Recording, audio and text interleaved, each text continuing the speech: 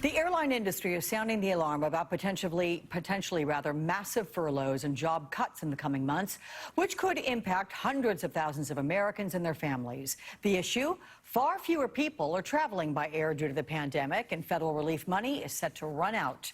Joining me now is the president of the Association of Flight Attendants, Sara Nelson. Sara is also a co-chair of the Biden-Sanders Unity Task Force on the Economy.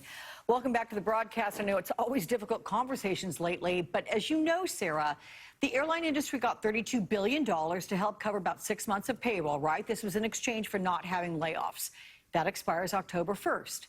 Explain the effect that this could have for flight attendants, and haven't there already been a number of furloughs for airline employees in general? No, actually, what we did in March kept people in their jobs connected to their health care and their other benefits. It's been the most successful jobs program of all of coronavirus relief. And actually, we're hopeful that the elements of this program will be duplicated for other industries in the current coronavirus bill that is being negotiated by Congress. So what this also did was it capped executive compensation, banned stock buybacks and dividends, kept people connected to our jobs, but it also did a really important thing for fighting the virus and continuing to keep our country moving. And that is that it ensured that the airlines had to continue to serve all the communities that they were serving before. So if this runs out, we could be seeing hundreds of thousands of layoffs 3 weeks before the election. And we could also be seeing a cancellation of some of our small cities getting service, which is going to make it much more difficult to fight this virus and get our communities the goods and services that it needs and keep our country connected. It will also push people out of their jobs, and airlines, once we have a virus, will have to retrain, recertify. That can take months and even up to a year, which can slow the recovery once we're able to do that. So this is through no fault of our own, and we just want to continue the relief that was already in place. Yeah, listen, 100% for all the reasons you're very eloquently airing out there. But if it came to having to take job cuts in terms of payment just to stay afloat, is there a number that has been bantered about that would be acceptable to the majority of airline employees, like a 10% cut, 20% cut, whatever it would take just to keep things going?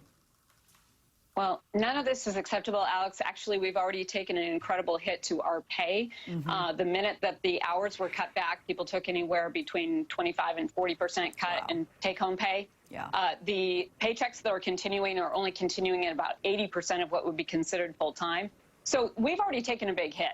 And what we're only talking about is keeping people in their jobs, connected to their health care and their other benefits. And it's the most effective use of public's money. In terms of safety precautions, Sara, how are the majority of airlines doing with that? I'm just going to say I'm a frequent JetBlue flyer. I mean, not lately, of course, but I'm constantly getting emails on updates from them on, what they're doing. And I know there are some that have been a little bit less forthcoming with that kind of information. So it's very difficult because there's been no leadership from the government here. There's been no federal plan. And the airlines, I have to say, have really stepped up and done a lot of things that we've asked them to do. But this is a major disruptor, Alex. We only have 20% of the traffic that we had just a year ago. And there's no sign of this being revived at this time. So Economics 101 would tell you that a major disruptor like this does not lead to the market having good public health policy initiatives. So we need to have the federal government step in with a plan for everyone. And I have to give kudos to JetBlue and some of the other airlines who have done the best job that they can in these circumstances. Absolutely. So do you, Sara Nelson. I always appreciate talking with you. You come prepared, and I'll look forward to seeing you again. Thanks. Thank you, Alex.